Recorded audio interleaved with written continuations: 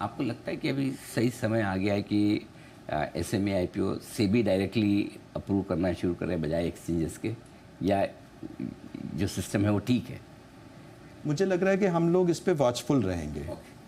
और कोई इस तरह से नहीं है कि कुछ भी हो गया वो एंड ऑफ द वर्ल्ड। ऐसा सब कि हमने कॉन्टेक्चुअली हम देखते हैं। यदि हमें यदि एक्सचेंजेस वो काम नहीं कर पाएंगे, यदि ठीक ढंग से नहीं कर पाएंगे, यदि प्रॉपर ड्यू डिलिजेंस नहीं कर पाएंगे, तो हमें फिर स्टेप इन करना पड़ेगा। ठीक बात। तो इसमें कोई दो राह नहीं है कि मार्केट को प्रॉपर वेल रेगुलेटेड मार्केट को हमको डेवलप करना है। सर, जिस समय आप सेबी चेयरमैन बने, मेरे ख्याल से सेबी के सामने सबसे बड़ी चुनौती इसी वक्त है जब एक हिंदुस्तान में इन्वेस्टर बेस इतना बढ़ रहा है, इतना बड़ा हो गया है, और दूसरा ये कि नए यंग इन्वेस्टर्स बहुत बाज़ार में आ रहे हैं। आजकल अब ट्रेंड हो गया 20-25 साल की उम्र में बच्चे पैसा लगाना शुरू कर देते हैं। तो एक इन्वेस्टर एजुकेशन और इन नई जनरेशन के इन्वेस्टर्स को एजुकेट करना, समझाना, सिखाना, ये एक बड़ी चुनौती है। और प्लस उन्हें ट्रेडर के बजाय इन्वेस्टर बनाना, ये बड़ी चुनौती है। इस बारे में सेबी क्या कर रही है, क्या आप सोचते हैं? इसमें ये बहुत महत्वपूर्ण आपने सवाल पूछा है, और ये एक चुनौती भी है, लेकिन इसके एक ये बहुत बड़ा हमारी अपॉर्चुनिटी भी है। क्योंकि इतना जो हमारा जो इन्वेस्टर बेस है, नया यंग है, जो कि कैपिटल मार्केट में आना चाहता है, वो एक बहुत बड़ा डिमांड और एक इन्वेस्टिंग वो पैदा करता है, संभावनाएं पैदा करता है, इश्यूअर्स को ताकत देता है। भारत एक ऐसा देश है, भारत की मार्केट में पिछले साल सबसे ज़्यादा आईपीओज़ हुए। बहुत सारी मैच्योर इकोनॉमीज़ में आईपीओज़ कर ही नहीं पा रहे हैं वो लोग। तो ये इन्वेस्टर्स हैं, उनका विश्वास है। उसके साथ साथ इन्वेस्टर्स को ये भी समझने की या उन्हें समझाने की ज़रूरत है। और ये तो बेसिकली थोड़ा सा एक्सपीरियंस भी होता है और थोड़ा सा अवेयरनेस भी होता है। दोनों ही चीज़ें काम करती हैं, क्योंकि कई बार बहुत सारी चीज़ें आप बार बार बताते हैं, उससे सीख जाते हैं। कई बार आप बार बार बताते हुए भी तभी सीखते हैं, जैसे तो साइकिल चलाना सीखते हैं जब आप एक्सपीरियंस करते हैं। जब आप एक्सपीरियंस करके और कुछ आपको ठोकर लगती है और छोटी सी ठोकर आप खाते हैं और फिर आप संभलते हैं जी। तो ये दोनों तरह के मतलब एक्सपीरियंशियल है। Life is also in experience. तो कोशिश तो ये हमारी रहेगी कि अवेयरनेस हमारे इकोसिस्टम में और बढ़े। हम जो कोशिश कर रहे हैं और वो बढ़ाएं।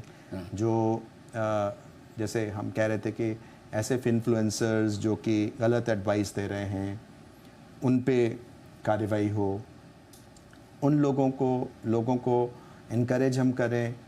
मतलब आपके माध्यम से मैं उनसे अपील भी करूंगा कि वो पढ़ना, आजकल कितना मटेरियल अवेलेबल है। बिल्कुल। यानी कि आजकल सूचना की कोई कमी नहीं है जी। आप में यदि इच्छा शक्ति हो तो आप एक कंपनी के बारे में बहुत कुछ जान सकते हैं। यानी कि आप छोटा सा एआई टूल भी आप यूज़ करें, यदि कोई भी, इतने सारे आजकल वो अवेलेबल हैं, मोबाइल में ही हैं, उससे भी आप उसके बारे में पूरी जानकारी कई तरह की ले सकते हैं और बहुत सारे क्वेश्चंस कर सकते हैं। क्योंकि जहाँ पे भी आपको एक्सेसिव रिटर्न के बारे में बताया जाएगा, जो कि वे बिलो द एवरेज नॉर्म है, कि आप कह रहे हो कि 13-14% का रिटर्न आ रहा है तो बहुत अच्छा रिटर्न है ऑन द एवरेज। लेकिन यदि आप एक 200% रिटर्न, कोई 40% रिटर्न की बात कर रहा है, तो वहाँ आपको मतलब संभल के सोचना चाहिए कि क्या ये सच है, क्या ये सच होने वाला है, क्या इसमें कोई खासियत है। तो जब हम अपने पैसे को इन्वेस्ट कर रहे हैं तो हम अपने उस पैसे की इज्जत करें और ये सोचें कि कहाँ पे हमको वो पैसा लगाना है। और जो यंग जनरेशन है वो बहुत कैपेबल है उसी तरह से रिसर्च करने में, लेकिन उनको ये ज़रूरत है कि वो, जैसे आपने बोला ना कि कैसीनो अप्रोच से उनको निकलना होगा। और ये ओवरनाइट अप्रोच नहीं है। जो इन्वेस्टिंग है वो लॉन्ग टर्म गेम है। और उसमें अच्छी इन्वेस्टमेंट्स को प्रमोट करेंगे तो अच्छे इशूअर्स भी आएंगे। तो चेयरमैन सर, एक चीज़ जो है, आपने बहुत अच्छा पॉइंट ये रखा है, जो रेगुलेटेड हैं, सेबी के परव्यू में आते हैं, IARA, इन्फ्लुएंसर्स, वहाँ पर तो बहुत बढ़िया कंट्रोल है। लेकिन एक बड़ा तबका ऐसा है जो रजिस्टर्ड ही नहीं है, और वो शायद लोग बाज़ार को, इन्वेस्टर्स को ज़्यादा नुकसान पहुँचा रहे हैं। उससे कैसे डील करें? तो उनके लिए डील करने के लिए हमने 70,000 के करीब ऐसे लोग जो वो हैं सोशल मीडिया से हमने उनको बाहर निकाला है कि एक तो हमने टाइटन किया है कि जो उनको एडवर्टाइजमेंट्स नहीं मिल सकती, यदि जो रजिस्टर्ड सिस्टम है हमारा इकोसिस्टम उन लोगों को प्रमोट नहीं कर सकता जो कि रजिस्टर्ड नहीं है सिस्टम में, तो दैट वो उस तरह से वो एडवर्टाइजमेंट नहीं पा पाएंगे।